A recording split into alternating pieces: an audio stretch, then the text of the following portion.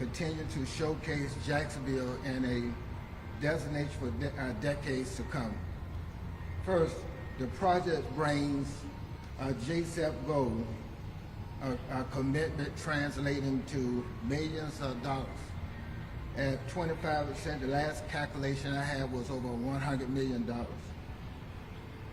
For small businesses that's struggling during this pandemic period, that's going to be a tremendous boost to small businesses. Second,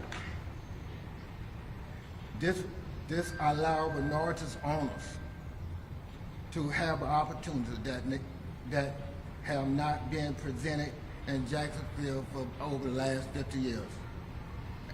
Thirdly, job opportunities will be available for Lot J development and give individuals who live on the east side a chance to become employed with jobs that give them living wages and help people rise out of poverty.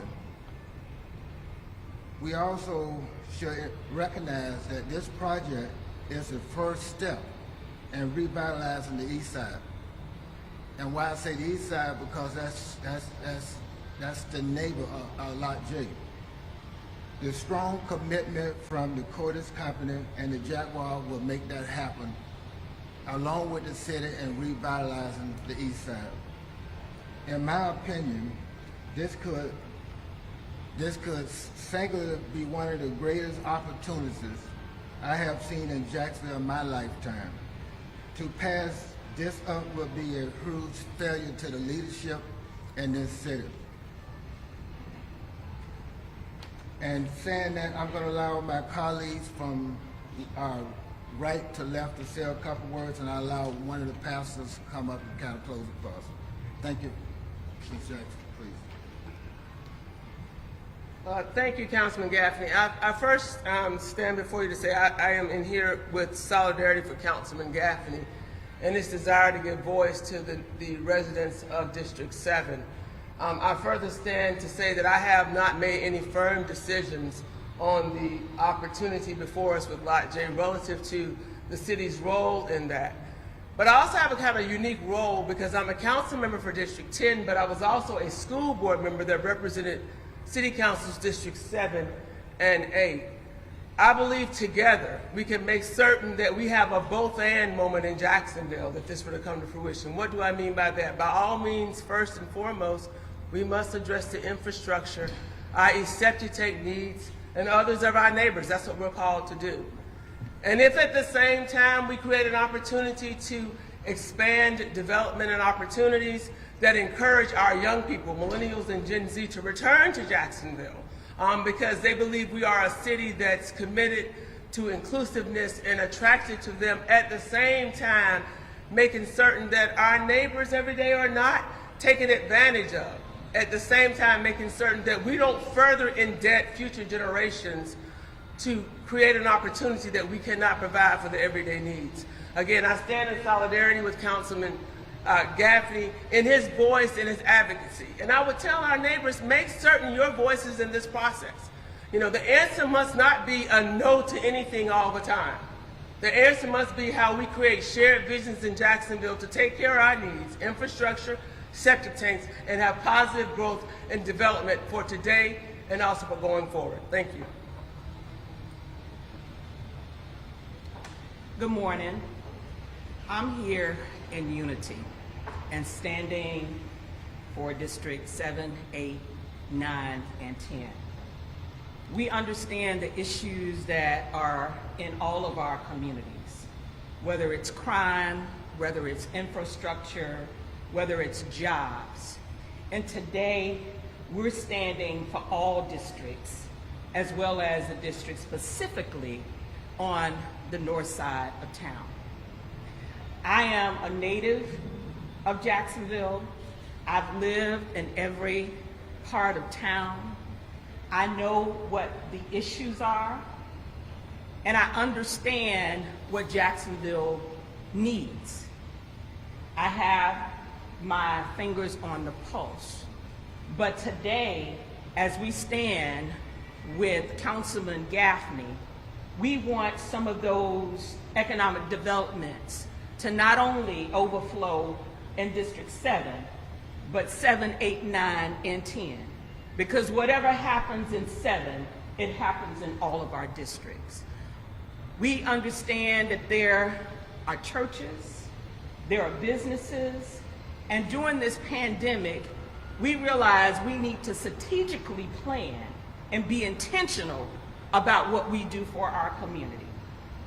I want my son, once he graduates from college, to come back and play a role in being a part of this community. And so today, let this not be a mistake. This is an opportunity for us to continue to work together as we have been.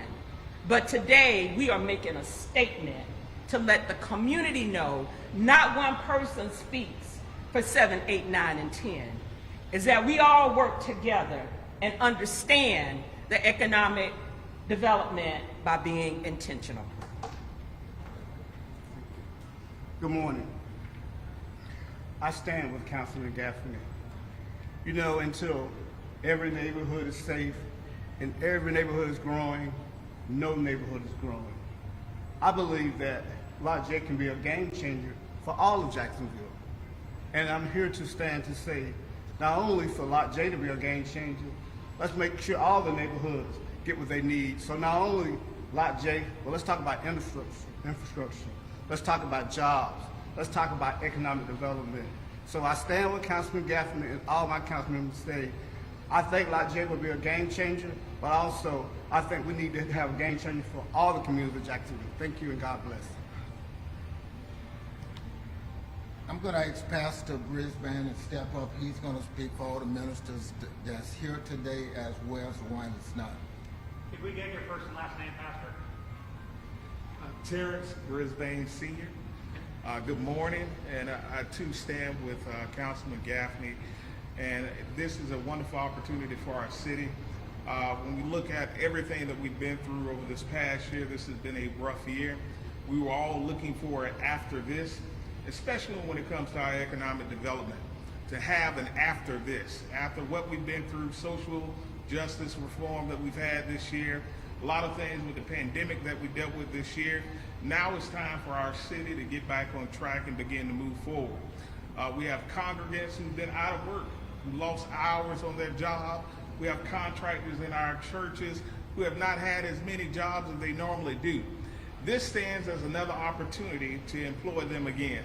This stands as another opportunity to bring us together. We're better together as a community. And one thing that we can state by this, that the broad support that we have behind Lot J is mutual. I think that even with our leaders, our political leaders we have here, our church leaders that we have here, our business leaders that we have here, we all want the same thing to happen in our city, for our city to be a destination and not a pass-through. And one thing that I will end and leave you all with is that there's nothing greater than an opportunity whose time has come. The opportunity for Lot J, time has come, and we want to participate in the prosperity that will happen in our city. Thank you. Brisbane, B-R-I-S-B-A-N-E. And I stand representing Central First Church of God in Christ, and our jurisdiction represents about 67 churches. And saying that, I want to thank you for coming. We will entertain a couple questions, but more than that, there's been so many negative things said about Lot J, but this is a game changer for Jacksonville. I think as I reflect 2021, you'll see a rise of the Jacksonville with the #1 pick and probably the best talent in college football.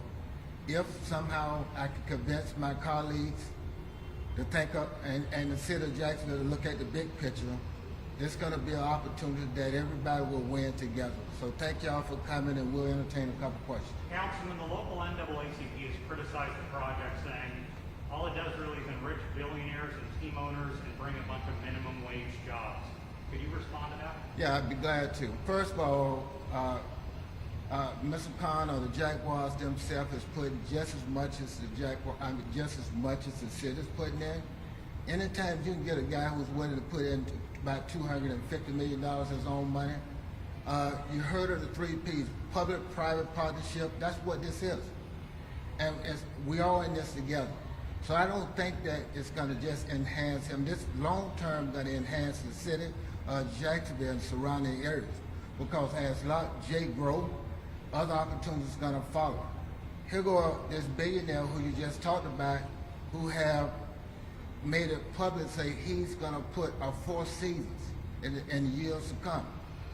Hadn't asked us for no money, but what I want my community to understand is he committed. Jaguars can be anywhere they choose to be. There's only 32 teams in America, and now you know overseas some others want them. But he choose based on what he shared with me that he want to be here in Jacksonville. And it really frustrating when individuals say they low wages job, because first of all, they are real jobs. I started with a low wages job, but you don't always stay there. And I've been told by the governor conversation that in 4 or 5 years, the wage amount going to be $15. So, as some of us look at it as minimum wage jobs, I don't. I look at it as opportunities for small business, opportunities for somebody to earn what skills they need to advance themselves somewhere, if that's what somebody think they low wage jobs. Councilman, to what degree does the Jaguars securing the #1 overall pick impact your support for the Lot J project? Well, it really has no bearing on me. What made me fall in love with this opportunity, to think about the opportunity for the city of Jacksonville. We never had this opportunity before, and now we got a chance to bring life to downtown. As often for the last 6 years I walk out of these doors, you know, I wonder one day when someone gonna have the resource to help this city develop, and so came Lot J and the Jaguars. So, and knowing that, I was committed because of jobs, but now knowing that we got a franchise, perhaps quarterback, if it goes well, the way we hope that it goes, and I believe that this team at some point, we know, that's gonna turn in for the good of our community and for the good of Jaguars. It's just a perfect marriage going together.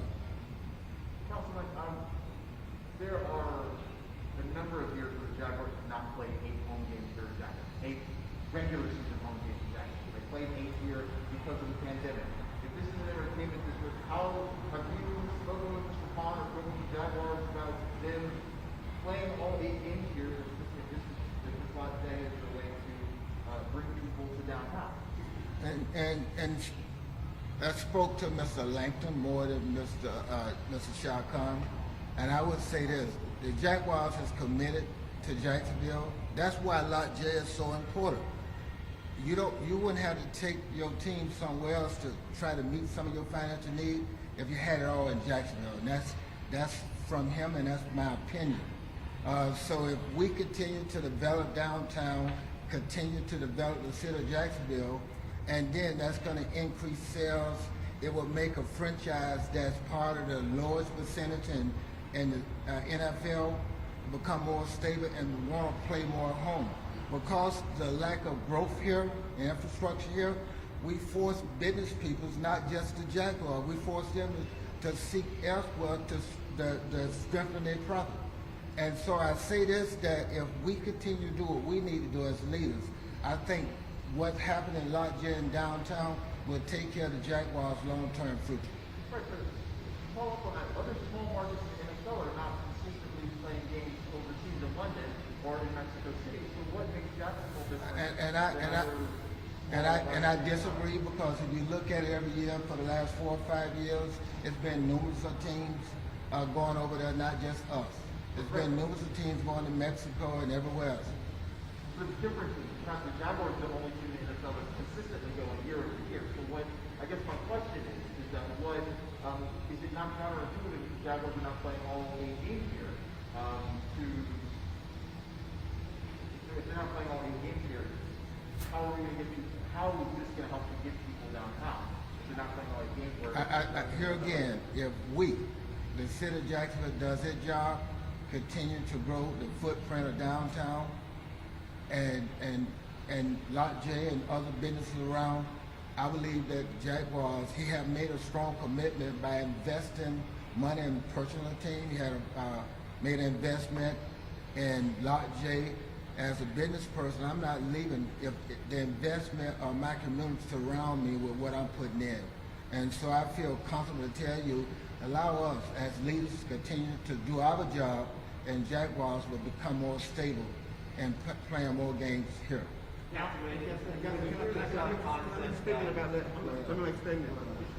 According to the plans of Lot J, it's going to be something going on in Lot J 360, days of the year. So one game that the Jaguars go to London is not going to impact Lot J. And also, I want to let's be realistic. If this goes through, $100 million is going to go to minority businesses. And guess who minority business is going to hire? Minority people. So let's keep that in mind. Thank you. Councilman Gaffney, when you hear everyone saying that Shah Khan is the billionaire that he says he is, why is he not working more of this project over again instead of going 50-50 with the city? Why not? I couldn't speak for Shot. I really couldn't, and that may be a question at some point I will ask him. But I will tell you this: I'm grateful as a city leader that he's willing to invest into my community to help me grow my community, regardless of how many dollars he gave us. Councilman, up by Hayfield, Randolph, that whole corridor there, you got a lot of people who have lived and worked there for years. This could upend kind of life in that area. Are you concerned at all about what that means to people in those east side neighborhoods? Let me say this. This is probably the biggest. I'm so grateful for the East Side community. We done had 3 Zoom community meetings with the Cordis Group and Zed Smith, and basically all the things that we are asking for as a community, he's willing to partner with us. We hadn't talked about the financial impact of the East Side yet. We won't talk about numbers yet.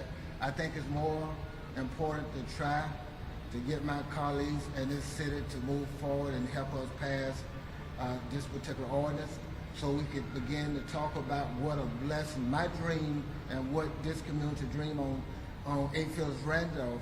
You'll have Lot J in 2 years. I've been in conversation with a model, which some of y'all know is going to be a soccer stadium right there, and with the investment from the Jaguars, as well as a model, as well as the Cordis Group, my dream is to take it all the way down 8 Fields Randolph and birth as many small minority companies as we can. We all can do that. They all agree to do that if we all work together.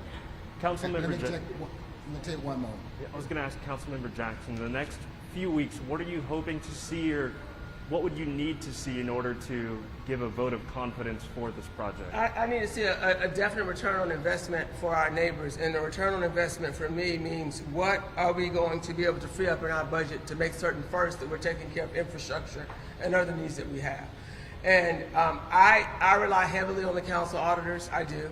I need to feel that there's a certain level of confidence that they have that what's going forward, and I need to feel, more importantly, that we are not saddling and burdening future generations by a bad decision today. And I'm just going to be quite candid. That challenge for me is because we kicked the pension liability down the road, and it's going to be my grandchildren and children who pay for that. So in many ways, I don't want to have a repeat of that. I can't say as what's presented right now is in the best interest. I think that's the process of us meeting as a community of the whole and having conversations and making certain we get those answers. But let me be unequivocal in this statement. I will not support Lot J or any other development that precludes the ability of us to take care of the everyday needs of our neighbors with the quality of life, infrastructure, first responders, and those. So I have to have confidence that those issues are addressed first, or that our debt capacity is not exceeded to a point that they will not be able to be taken care of in the future. So I think the conversations are good. I think folks should be at the meeting on January 7th to further share their concerns. This is a part of the open sunshine negotiations that's actually going on. And I did want to add this. I don't believe that there is any real financial incentive for Shad Khan for Lot J. He is a multi-billionaire, and that's separate from saying I think it's the best interest of the city if we tap all of our resources. So I'm a little troubled when folks think that a $500 million development some kind of way inures to the financial benefit of a multi-billionaire. That's just kind of a misaligned, I think, analogy going forward. This is not an attempt to fleece Jacksonville.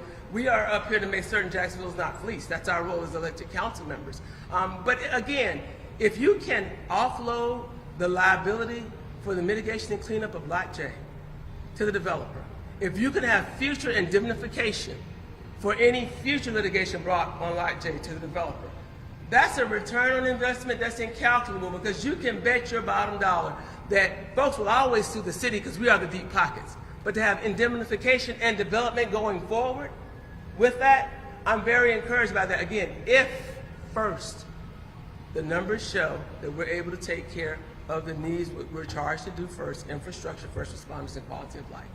Okay. You also mentioned infrastructure. I know during this process that Jaguar President Mark Lampy had, when he said infrastructure, he also talked about stadium renovations. Obviously, this is a little bit different from Lot J, but how they kind of, the Jaguars kind of mentioned that as well with this project. They mentioned that in conjunction with things that they like. I guess my question for you is what are your thoughts on the Jaguars floating that they'd also like to have stadium renovations? Well, I think we have to see what our requirements are for the stadium renovations. Those are not the infrastructure needs I'm talking about. I'm talking about septic tanks. I'm talking about paved roads. I'm talking about the everyday things that we have promised as consolidation, that we have plans on the book that we can implement timely, and our commitment by the administration and the council to address that, not later but simultaneous therewith. But I want to also share this as a native of Jacksonville. I think all of us up here grew up with the dream of an NFL team.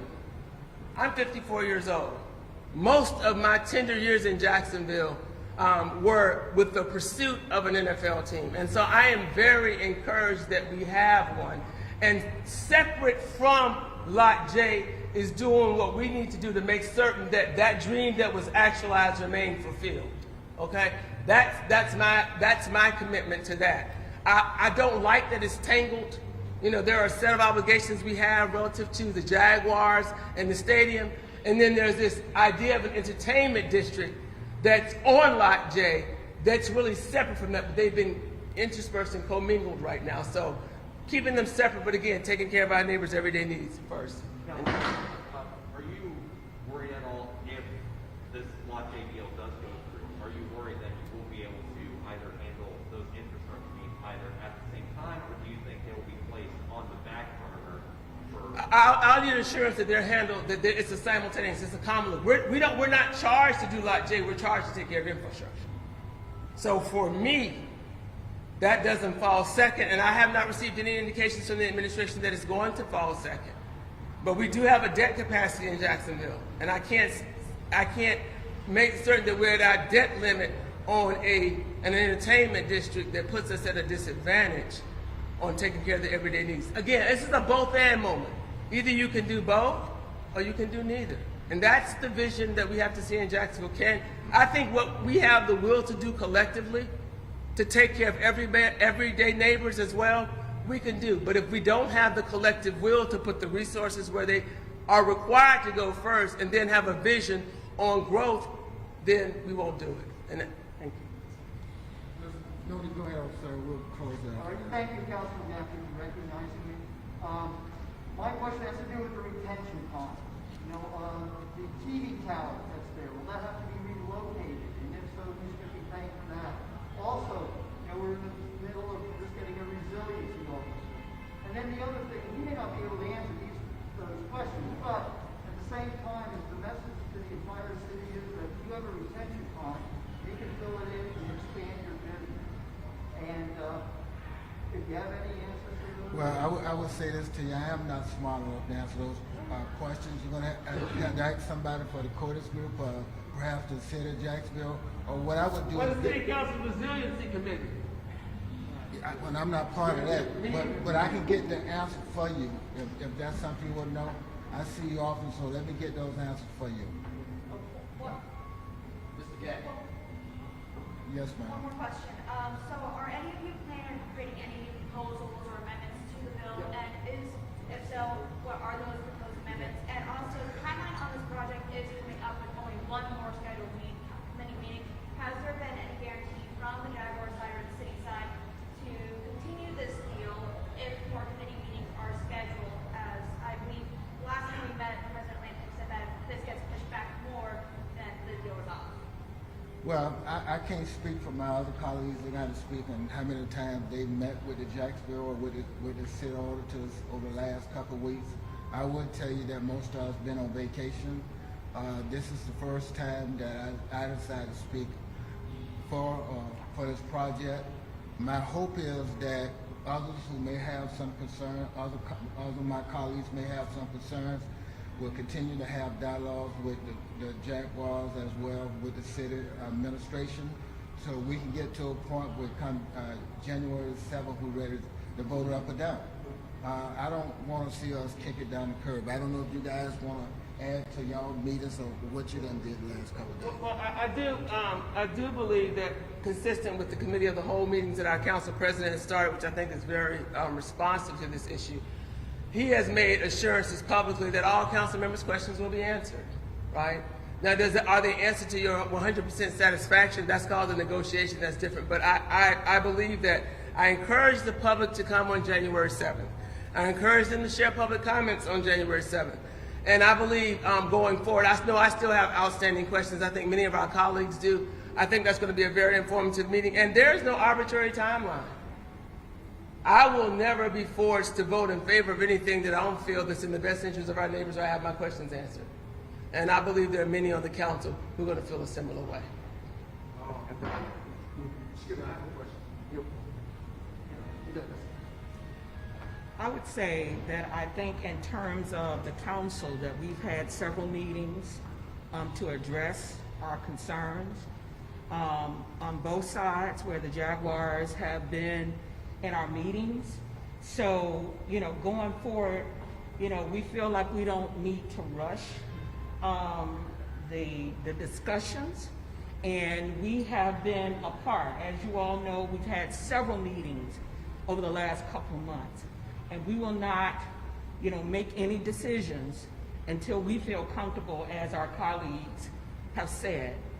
I really feel like we can revolutionize our community by having economic development, not only what happens in Lot J, because what happens in Lot J will trickle down to all of our communities. And I am concerned about several of our communities being left behind. And so I think a project of this size can bring jobs. I'm concerned about jobs for small businesses. And we have made a commitment that the development of Lot J will help with that. And so I'm interested in the revolution of what projects like Lot J, and I also feel that it will bring other companies to our community because everybody likes a winner. And so we want to make sure that our city, it's a metropolitan city that has assets, and we want to make sure that we continue to have assets in our community. And why did the city's obligations stay the same but the development has shrunk? It used to be 2 high-rises and now it's about the same size as something in Brooklyn. Why is the city's obligation the same when the development keeps shrinking? No, I'm not gonna answer that. I just want to say that, we all have digested this process, and just like Councilwoman Jackson said, I rely heavily on the council auditors, and I have looked over it. I still have some questions about it, but I think by January 7th that either we need to vote it up or down. And that's just my opinion. And, you know, I'm not saying one way or the other, but I think it needs to be voted up or down. So, that's all I got. Mr. Newman, can I ask you a question? No, sir, we're going to turn it back over to Mr. Gaffney. We really need to get out of here. I answered your question right quick, but this is it. All right. The question that I have is that with the disadvantages that a lot of small businesses that are minority and predominantly black have been affected by COVID-19, will this give minority businesses the opportunity to create more wealth building for their families and for members of their community? This is my goal, if somehow this passed, that businesses who've been neglected and left out the game for 50 years since I've been in Jacksonville, this is the first project will give those individuals a chance to stand up on their own and become millionaires. This is my objective, to create millionaires for Block J for individuals that look like me. And saying that, thank y'all so much for coming. We all got other obligations we got to go to. Thank you. I